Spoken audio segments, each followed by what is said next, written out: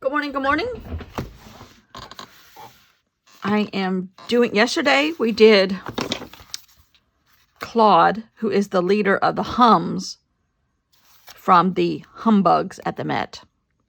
And the Hums is an acronym for Hiding Under Monet. These are the bad guys. I don't know why I put the bad guy first, but I did. I really don't. Sometimes I'm being facetious because I have a story in my head, but today I don't know why I put them yesterday. And I think I said that Claude, which is the leader of the Hums, was a cicada, but he's really a beetle. And I just did these little tiny cheat sheets for myself the other day to keep it all straight because I have good guys versus bad guys and different kind of bugs and different names. And the Hums are theoretically French. The Montes, which are the good guys, are theoretically Spanish, sort of. And there's three hierarchies as far as the head guy, the vice guy, and like the third in line guy. And then there's lots of soldiers.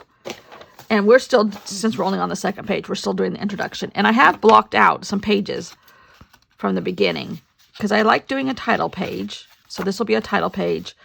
This is the Monte soldiers, which are the good guys, the Hums, which are the bad guys, and then a kind of a mural of good guys versus evil, and then our beginnings.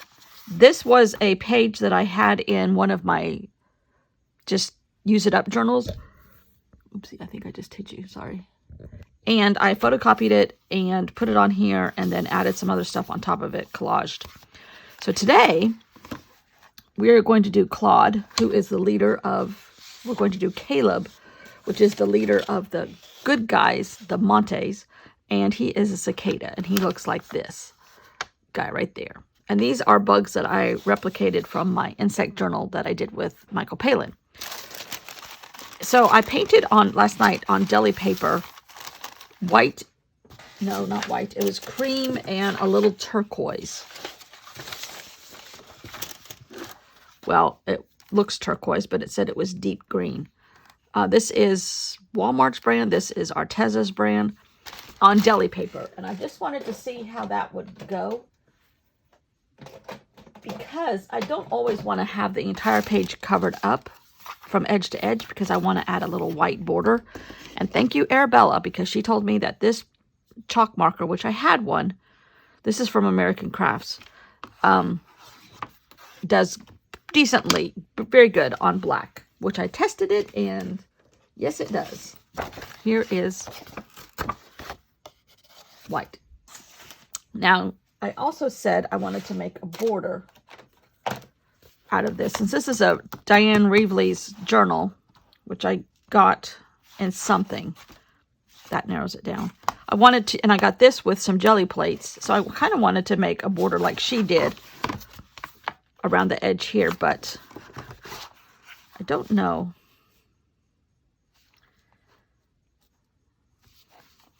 Oh, well, we're going to go for it. Okay. I'll try not to stick my head in it this time so you see all my gray hair. See, look at that white. And I am getting my hair cut today, so that means it's getting colored most likely tomorrow or the next day.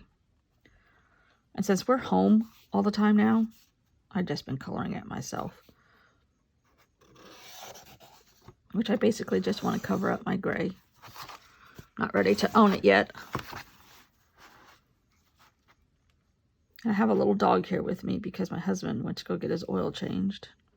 Oh! Fred.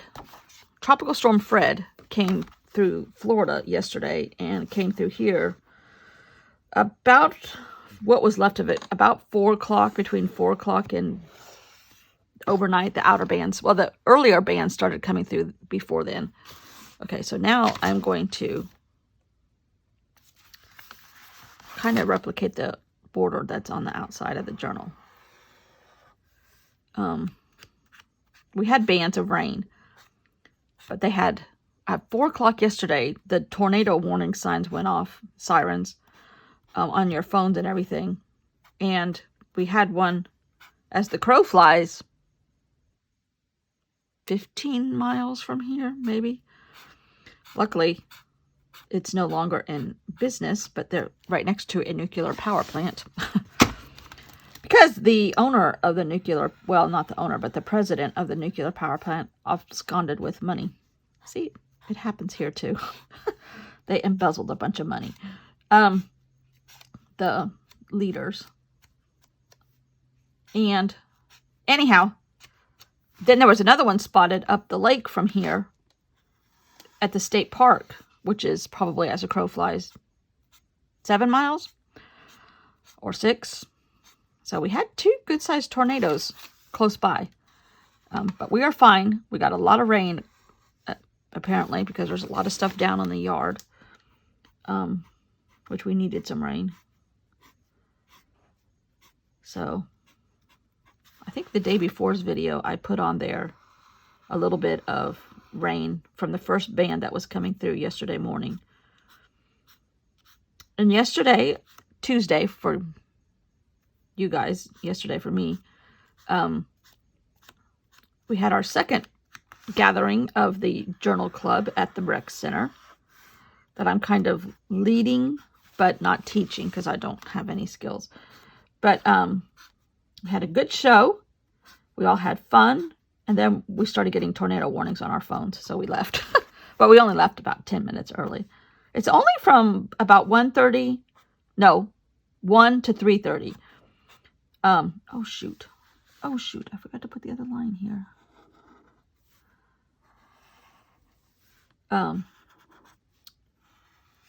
But we had a good time. So, okay, there's that. Now it looks like the outside. I said I wanted to use this just because it's fun to challenge yourself sometimes. Okay, use only these supplies, this paper, blah, blah, blah, blah, blah. I do that. Okay, so now I want to put this on the background. And I think I can rip this pretty easily with a water brush and get like a really feathered edge. And Arabella, thank you for all your nice comments. And I'll let you know if any of your followers come over here. That would be wonderful. I'm not in it for the followers, but I do like the community. I'm not in it to make money. It would be nice to be able to subsidize my husband's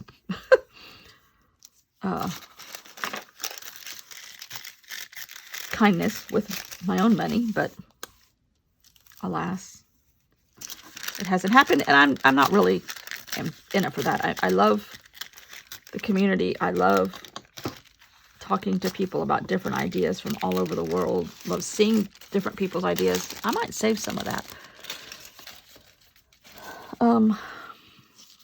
Okay. Now, let me draw the edges here a little bit real quick.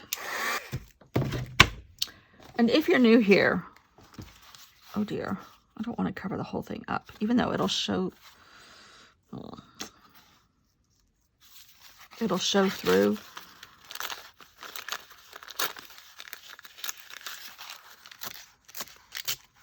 Maybe when I get it on there.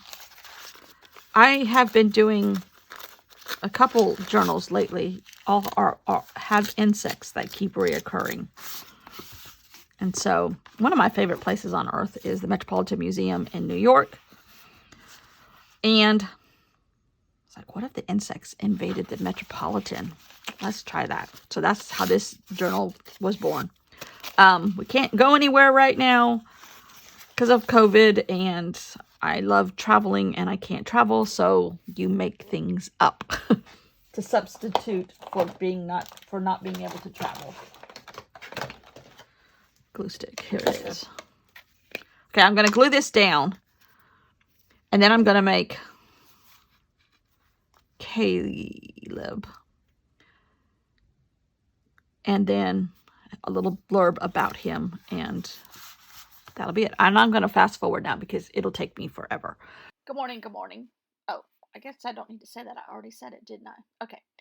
I'm gluing my blue onto the black, but I got a gap, so I got to fix that. And I finally fixed it. I did want to say, too, if you have not seen the... Oh, Lordy. Excuse me? Are you supposed to be up here? Are you going to journal with me? Huh? Are you going to make some journal pages with me? So, do you miss your daddy? Your daddy went to go get his oil changed. You're just stuck with me. Sorry. Can I put paint on your paws and let you paint? Say no, I have too much white fur, but I do have some good-sized paws for a little dog. I have good-sized paws for a little dog. Is that how you run so fast? Huh? Is that how you run so fast? Oh, kisses, kisses. Okay, now go play. Go play. Go play. Go play, Gunner. Gunner, go play. Go get one of your toys. Sorry for the puppy interruption. If you have not seen the movie Miss Potter with Renee Zellweger, I think it was made a couple years ago with Ewan McGregor. Oh, it is a beautiful movie about Beatrix Potter and how she talks to her characters. I loved every minute of it. I'm going to watch it again today. I watched it last night. It was beautiful. Just a beautifully made movie, in my opinion, of course. Anyhow, okay, we're making Caleb, and he is a cicada. I made paper yesterday with stamping on it just for a little bit of texture, but I forgot, and I'd already used this. And this is like a newsprint tablet that is our granddaughter's. She doesn't know it's gone yet, so don't tell her, okay? Okay. She's in her preteen stage, so she doesn't care. You can take all her art supplies right now. It'll come back. Hopefully she'll come back as a human being when she's through with all these hormonal changes that go through her body. Okay, when I cut it to fit inside the blue, which admittedly there's not a lot of blue left, but there's enough blue. I like how this turned out, trust me, in the end. I lost one of the borders, so I cut it back out and taped it back on. And because we must have our borders. And here's another deli print that was painted with some leftover paint, and I put it underneath some of the cream from the print there and some of the green from the deli paper, and it goes underneath the cicada, Caleb, head of the good guys. I outline a little bit of it in Futunescu pen. There's another thing that I can't live without. I really like that pen. As far as a black felt tip pen, permanent. Like it a lot. Sorry, my leg is sore and I'm creaking at my table here. So we're adding Caleb's legs. He can't leave without some legs. And really, really liked how this turned out. The blues are really pretty. Those are a bunch of things I got several years ago in some kind of selection box of somewhere from somebody. I'm not sure who. Or it could have just been off of Amazon. But I don't have a short label like I did for yesterday, so I shortened it myself. And I'm coloring it the blues to try to blend it in a little bit. And that'll be where we write Caleb. So, anyhow, Miss Potter is a beautiful movie if you can get it. It was on Amazon Prime free if you watched a couple commercials. If you didn't, I think it was like $2.99 to rent it, which I don't rent. I watched the commercials. I'm like, that's okay. That's when I go to the bathroom. That's all right. But even though you have Prime, it was still an additional thing. So I'm using that same newsprint and outlining it again with the Stabilo Woody turquoise one and keeping everything a turquoise theme here. And adding my story. And my story says, I don't know if I read it to you at the end. Monty's Army. Leader is Caleb. He has been a career soldier and always fights on the side of good. His headquarters are in the armor portion of the Metropolitan. I think I did read it to you, so now you're getting it twice. Oh my goodness. I have to say the black really makes things stand out. So I think I will try to leave, maybe not do this much of a border every time, but leave some of the black because it really, of course, makes it all pop. This is Caleb. He is the leader of the good guys, which are called the Monte Army. They are theoretically Spanish, have some other nationalities mixed in there too.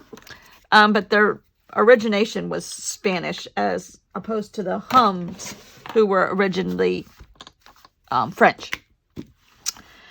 And leader is Caleb. He has been a career soldier and always fights on the side of good. His headquarters are in the armor portion of the museum. So he's located in the, what do they call it? Arms and armor, I think, or something like that. So this is the bad guys. This is the good guys, the leader. So now we're going to talk in the next few days about some of the people that are their helpers, their, what do you call it? Junior soldiers or whatever, lower ranking soldiers.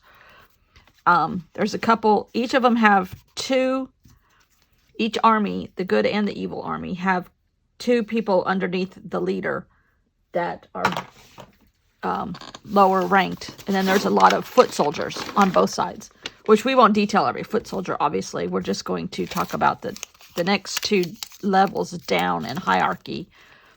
And then get about the plot of the journal, because we now know that the bad guys